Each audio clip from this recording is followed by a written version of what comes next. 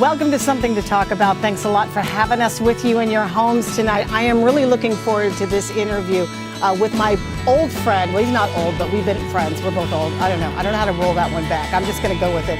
Jefferson Cronin is with me on the set tonight. We're going to be talking about the new theater company called Breaking Wave, getting ready to make some waves with I think a much celebrated production that a lot of you are going to want to know. Tuesday with Maury coming to Guam.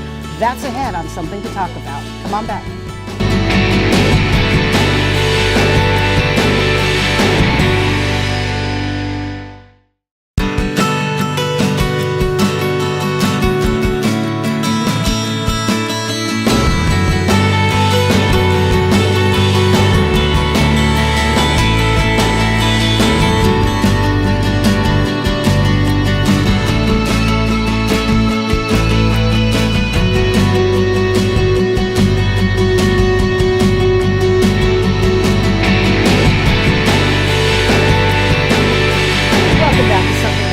Thanks to our friends at King's. Jeff and I both have burgers, right? That's right. Because, you know, he's a strict follower of Lenten sacrifice. So he's got bacon and a burger coming along. Let's go for it. Yeah, and some fries and some mayo, which good. It's actually I'll take that, thanks, sweetie. Mayo delivery. It's a mayo delivery. It's actually a Montanola thing. Is eating fries with, that's how I learned love it. that. Oh, man. Yeah. Eating fries with you? I'm a long time. Yeah, that's right. Me too. Yeah. Well, thank you again to King's and the wonderful staff for feeding us every week and feeding our guests and Jefferson Cronin. Hooray. How do you Hi. not know this face? Hi. It's been so long. Yeah, it has We don't been. see each other often, but Not often enough. but when we do, We have a blast. it's a party. And today is a party. I am That's right. so excited and proud of you guys for the big, well, I don't know if it's a big revelation, but it is the introduction of a new theater company that you started. Well, I didn't start it. I'm part of it. I'm proud to be part of it. But they actually came to me and said, "Do you want to do this project with us?" And I said, "Absolutely." CJ Ochoko is really the mastermind. She is, and she's the energy behind it, and she's assembled a great team of all local theater people.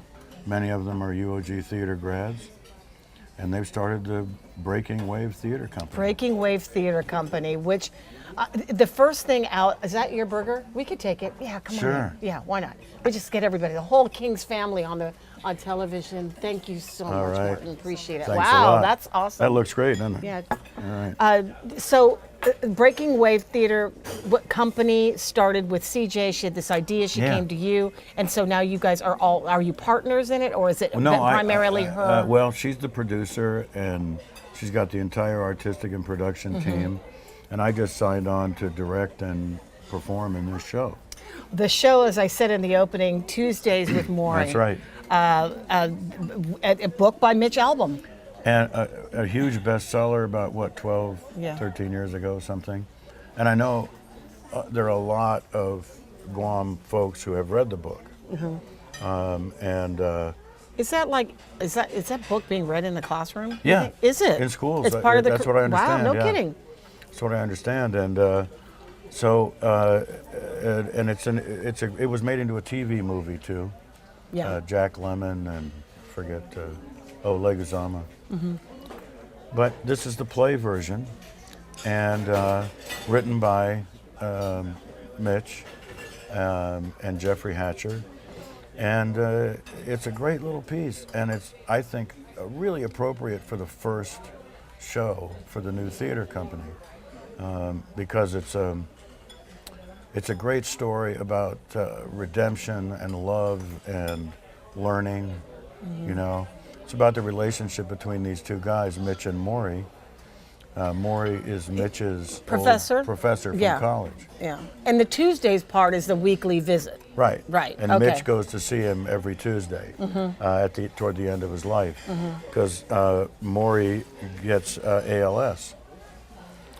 And so, what Maury did, thank you. So Maury started writing down ideas, just aphorisms, as he says, based on his experience dealing with this and dying and all that. And so he went on Nightline with Ted Koppel, right? And became a bit of a celebrity. And that's how Mitch, who was a sports writer and a celebrity in his own right, in Detroit especially, he had a radio show. We played his radio show here Yeah, we on did Guam on for a while, K57, right? right? And TV and all of that. So, but he'd forgotten all about his old professor till he saw him on Nightline, and then got back in contact with him. And they What was he a started professor of? sociology. Sociology. Yeah. Oh, wow, how cool of Yeah, a fit. perfect, right? Yeah. And so Mitch shows up to talk with Maury and to be with him toward the end of his life. And it ended up being a weekly thing. So wherever Maury was in the country, covering sporting events or whatever, he would go on Tuesdays to visit with his old friend, Maury. And then out of that those conversations came the book. And part of the idea with the book apparently was to help pay for Maury's medical expenses. So Maury knew, but did Maury know that Mitch was doing these weekly visits in order to memorialize him Yeah. as well as raise money for it? Well, Or what he he started to record their sessions. Mitch did. it's a Mitch. And so Maury knew that. You know, Maury knew that Mitch was recording. I mean, Mitch is a journalist. Yeah. You know, so he's getting a story. Right, all right. And a story that he ends up telling in this book that became just a smash hit. You know. And, Wow. Yeah. And It's so quite a story. what's the setting? The setting is really two places. One is Maury's study. He lives in Newton, Massachusetts. He was a professor at Brandeis University. And so this is his study where he has lived for most of his adult life. And so that's sort of his headquarters. And then Mitch actually tells the story. So Mitch tells the story. It's his memory of his professor and all of that. And he's a piano player. Mitch is a jazz piano player. And so we see him hanging out at the piano and telling us the story. And so the play begins with him telling the audience who he is and what we're all doing here. And then gradually he introduces Maury to the audience. And they begin to tell their story. And then the audience sort of is brought into their story. So it's a piece that recognizes the audience as part of Absolutely, yeah. the production. Right. So especially in the beginning when everything is being, the whole setup, all the exposition and everything, both characters talk to the audience. You know, they break the fourth wall. Yeah. And then after that occasionally, but as the story goes on, we get into it and we get into their relationship. Was it a complicated relationship? Yes, it between was. them? It was. Why was it complicated? Well, when Mitch was a student, he was very young when he went to college, and his parents were not warm people, and so Maury was a warm person, and saw in Mitch a need for some attention. Rehabilitation? Well, yeah, kind of attention, you know, Yeah. to help him materialize, you know. And so when he's in college, they develop this really a friendship. And Mitch becomes a sociology major because of Maury. And then after graduation, he floats off and tries to be a piano player, but didn't really work out professionally. He goes back to college, gets a master's in journalism, and the first job he gets is as a sports writer, and he becomes a sports reporter. And then 16 years later, Well, he reconnects with his old professor, yeah. and they catch up, and Maury sees that he can help Mitch where in his current life path, you know. Yeah. What part do you play? I'm Maury, the old professor. So I really No. I've had to work hard to try to understand what being an old professor is like. You know, I worked at it for years, and and Mitch is played by Dr. Paul Sablon Sauget, who's an orthodontist here, and he has theatrical experience, and he has some TV and film experience from Really? LA. He's a Chamorro guy? Yeah. How did that happen? An FD boy. Oh, wow. And he's just about to open his Practice? orthodontic Oh, really? office Oh, okay. here on Guam. Wow. Yeah. So something to do in the meantime. Right. Yeah. You know, while he does some acting. So, and it's been great because it's just the two of us. Yeah. I'm directing and playing one part, and he's playing the other part. And so we've really had a chance to dig into it. And we didn't know each other before the auditions. Isn't that isn't that always some of the best when you It is. you don't really know each other? Oh yeah, and it's been great because he's about the same age Mitch was, and I'm about the same age Maury was at different times in their life, but we can relate. You know? And I want to find out how deep into the role that you got by really, psychoanalyzing the character if you have to, because that's a lot of the prep. I'm with Jefferson Cronin, my old pal, my buddy, and the first guy who ever introduced me at all to theater. Just the concept of it, I was never experienced at it, and I watched it, and as a very attentive student watching it go down. We're going to take a break here so we can bite into these burgers. We come back, we'll talk about how you're going to be able to see Tuesdays with Maury and some of the other stuff that they're doing at Breaking Wave Theater Company. We'll be right back.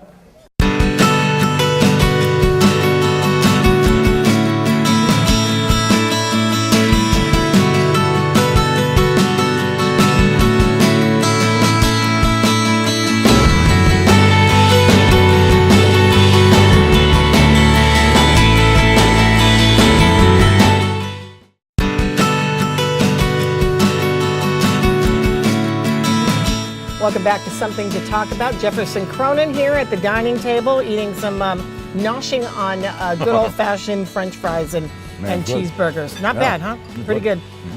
I have to do a teeth check in a second because we were really hacking at this one over the, it's cool to be sitting at the table having something to eat with somebody that I've, adored from sight. Yeah, we've known each other since before. Yeah. That's right. We've known each other for a long time. Yeah, We both moved to Guam at the same time, and we sort of fell into the same, I don't know how it happened, but... Fell in with a bad crowd. That was all bad crowd. And we survived to talk about it. Yep. But, of course, him and Diane have been active in theater production on Guam, which was a really hard place to break into. I remember the early days, you guys really trying. Yeah, we did Theater Guam for a long time, 12 or 13 years. And we did a lot of great shows. Yeah. I'm fond of saying we had some of the biggest theatrical hits in Guam history. Yeah. You know, two of our shows, the fire marshal wanted to close down the Hilton. Yeah. Because so many people wanted to get in. So, and we're real proud of that track record. And that's one of the reasons I'm so pleased to be working with the Breaking Wave Theater Company, because they're the next generation. And one of the things I had hoped it was going to happen with Theater Guam was establishing a sort of a permanent company. That didn't happen, but this Breaking Wave has a chance of being that. I want to talk about that in a second. We last left you. I wanted to ask you about trying to assume this character. Yeah.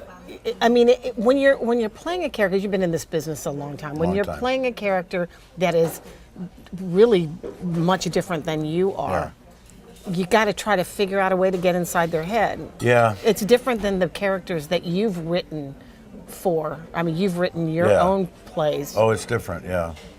Well, the way I always put it is, as an actor, when you're trying to create a character, you've got to find aspects of the character that you can relate to. I call it finding a window. a window between you and the character. And that, because you only have your own experience, your own perspective. That's all we have. And as an actor, you're trying to create another personality, another person on the stage. And so you have to find something in them that you can relate to in some way. And then find out who they are, explore them. How do you know that you've taken something too far or out of, maybe too far removed from the character? I don't know if you had any experience where you've had to play that somebody who's alive or somebody he's the subject and he's alive. Yeah. Or people knew him.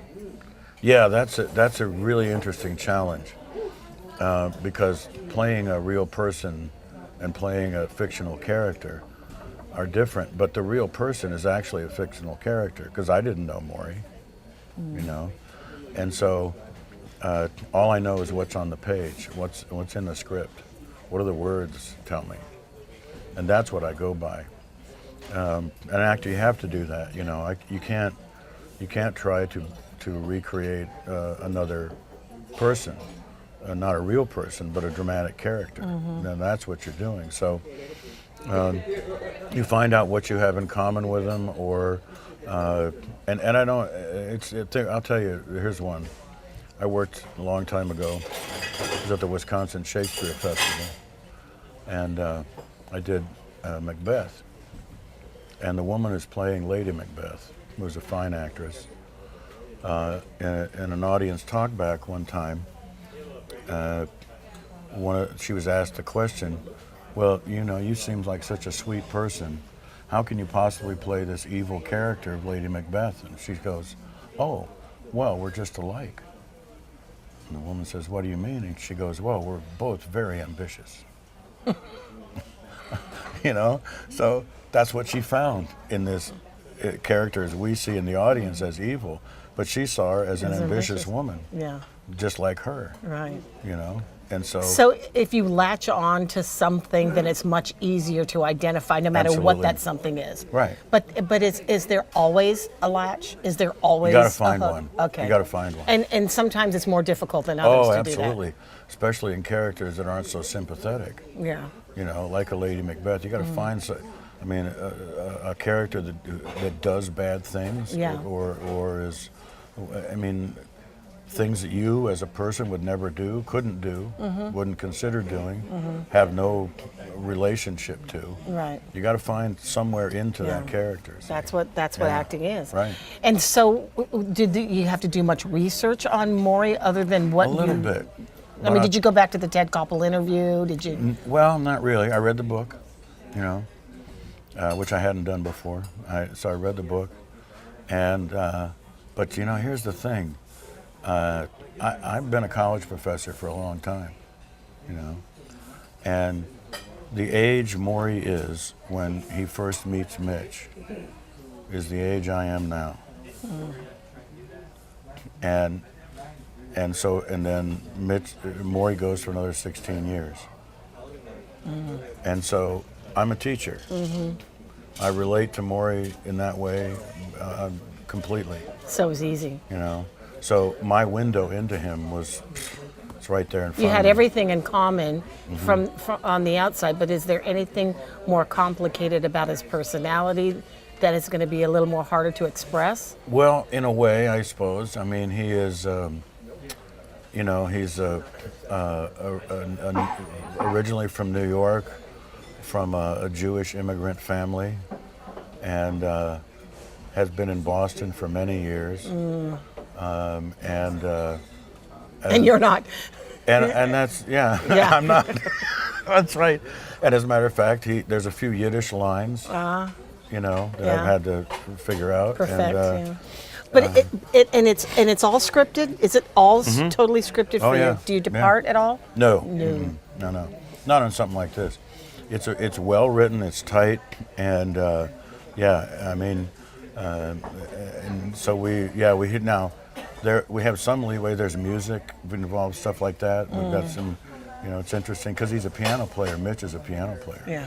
And so we've got music in there, and Well, I think that the really interesting part about the story is how the idea of doing this at all was even pitched, and you got to tell them how this even entered. excuse me. Yeah, this is interesting, and this is actually. I wish CJ was here. But it's really her story. Well, if you can come CJ along Achoko. another time. But at the last film festival, the Guam Film Festival, right? CJ helps out, right? She helps out and staffs it. So during the last festival, last October, she was talking with one of the filmmakers who had come in to exhibit a film. He was a statesider who lived in Tokyo, and they started talking, and she finds out that he is Maury's son. Amazing. Maury's son is a journalist. Maury has two sons, Wow. and one of them Johnny lives in Tokyo, and he's a journalist and a filmmaker. Amazing. And so he and CJ got to talking, and he found out CJ was a theater person. And he says, well, there's a play version of Tuesdays with Maury. And she didn't know that. I didn't know that either. And he said, well, if you do the play, and I can, and I can work it out, I'll come see the play. He says he loves to go to see the play wherever it's put on. So, a few days later, CJ calls me. Wow. You That know? is what a serendipitous moment, man. Now, unfortunately, he can't be here. Yeah. He's got another commitment, a prior Right. commitment, but he has been in touch, and he knows we're doing it, and he's given us his blessing. Wow, and, that's so cool. Yeah. Well, for those of you who can be here for it, it's at the Guam Reef Hotel. Mm-hmm. You want to give the particulars? There's a gala to throw this. Sure. open. Thursday night is the opening night gala. Dinner at 6. Show at 7:30. And that includes a full buffet and before the show and all that sort of thing. Be a great party. And then on Friday and Saturday night at 7, there's regular shows, and then a matinee on Sunday at 2. The gala, there's still tickets available for the gala. That's $80. And then $15 is the regular ticket price for the other shows, $10 for students. Okay. You could get your tickets where? Lizamas Forge Okay. in Chamorro Village, And American Music, Okay. and Ariana's Market. Okay. Or find us on Facebook. Find them at Facebook, Right. and of course we'll run a crawler on this to let you Breaking know. But Wave Theater you'll be Company. seeing a lot of them. Congratulations, man! I Thank you. appreciate it. Thanks for having me on. It's It's my been a pleasure. delight. I love it. Can we go another 2 hours? Sure, let's do it. We're we'll gonna order just, more cheeseburgers. Everybody come on over. We're just going to keep talking. Thanks. We'll see you on the radio. Appreciate it.